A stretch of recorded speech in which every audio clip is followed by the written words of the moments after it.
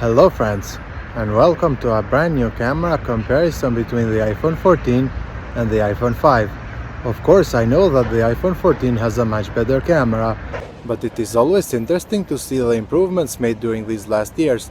On the 14 we are recording at 4K at 30 frames per second, while the iPhone 5 is limited to 720p at 30 frames per second. We start this comparison with our main cameras. But first I wanted to let you know that every daylight picture is taken in auto mode without adjusting any of the settings. If you are waiting for a comparison that is similar to the others, this isn't it. This video is all about showing the differences in cameras that have happened during these last 10 years. As you can see on screen, they are massively different. The iPhone 14 is able to take good images in almost every scene, while the iPhone 5 as expected is much worse.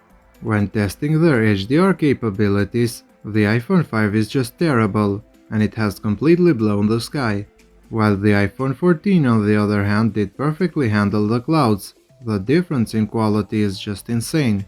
In some samples like here, the iPhone 5 wasn't actually that bad. Sure, the 14 is better, but the 5 is kind of holding its own.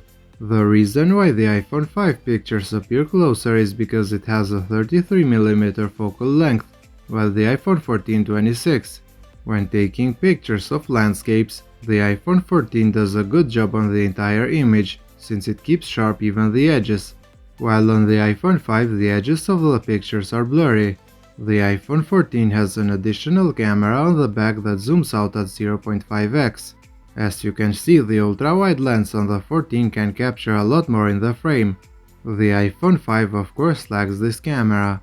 The ultra-wide of the 14 really gives pictures a nice perspective, and I am happy smartphones have evolved to have this camera. I just love the dynamic range and the colors of this lens. One thing these phones have in common is the lack of a telephoto camera. Both devices zoom in with their main cameras, and the results are pretty bad.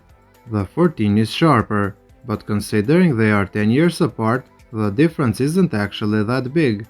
One area where the iPhone 5 actually beats the iPhone 14 is with close-up shots. Because of its focal length, the iPhone 5 pictures appear closer compared to the iPhone 14, and sometimes like here it is actually a good thing. The 14 doesn't have a macro mode, so this is the closest I could take the picture. The iPhone 14 on the other hand can take amazing portrait shots, while the iPhone 5 doesn't take portraits at all, so the best you can do is take normal pictures without any blur. Besides the fact that it doesn't take portraits, the iPhone 5 does an awful job even with a subject. If we zoom in, you can clearly see that her face isn't sharp at all, while on the iPhone 14 all the details of her face have been perfectly preserved. The sky on the background is also crushed by the iPhone 5, while on the iPhone 14 everything is just great. This isn't a big issue however, since portraits were first introduced with the iPhone 7 Plus. With their front cameras, the difference is even bigger compared to their main cameras. While the iPhone 14 has a 12-megapixel selfie camera, the iPhone 5 has just a 1.2-megapixel lens, which is just mind-boggling.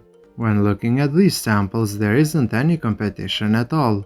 My face is bright and sharp on the iPhone 14, and the background is still on check. On the iPhone 5 my face is underexposed, and at the same time the entire background is blown out. The same case is even in this other sample. The difference is just enormous. It really makes me appreciate how far we've come in terms of image quality. I really can't believe that in 2012 this was the best the iPhone could do. The iPhone 5 was the first to introduce panorama shots, and here is a comparison with the iPhone 14, and just like before the difference is huge. The iPhone 14 is sharp and the colors are amazing, while the iPhone 5 has muted colors, but nothing in the frame is sharp. When recording with their main cameras, the iPhone 14 does an amazing job with dynamic range and stabilization. The iPhone 5 on the other hand has no OIS, so its videos are very shaky.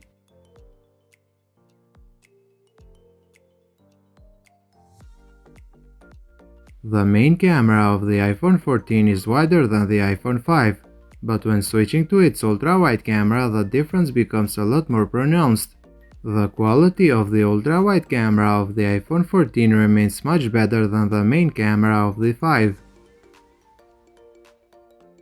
Moving to low light, and here, just as expected, the difference becomes even bigger. My face is bright and sharp on the iPhone 14, while on the iPhone 5 the picture is very pixelated. The 14 does also support night mode, so if we use this feature, its picture becomes much better. Everything on the frame is now much sharper. The iPhone 5 on the other hand doesn't support night mode at all. Once again, the iPhone 14 is doing an amazing job with my face and even the background, while the iPhone 5 picture has a lot of noise and it is almost unusable. With their main cameras without night mode, the iPhone 14 continues to be much better.